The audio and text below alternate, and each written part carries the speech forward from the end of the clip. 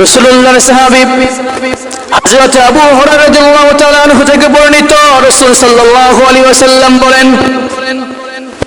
কুল্লু আমাল ইবনি আদম ইউযাফুল হাসানাতু বিআশরি আমসালিহা ইলা 700 দি'ফিন।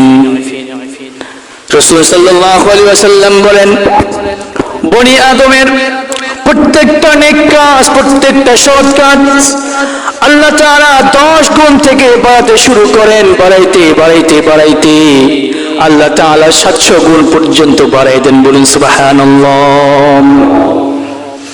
قال الله تعالى হাদিসে কুদসি আল্লাহ তাআলা তারপরেই বলেন, ইল্লা সাম, আল্লাহ তাআলা এই রোজার সবটারে 70 গুণ পর্যন্ত বাড়ান না।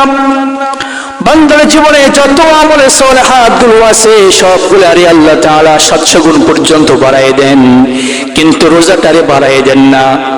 আল্লাহ তাআলা বলেন, ইল্লা সাম, আমি রোজার সবটারে 700 গুণ পর্যন্ত বাড়াই না।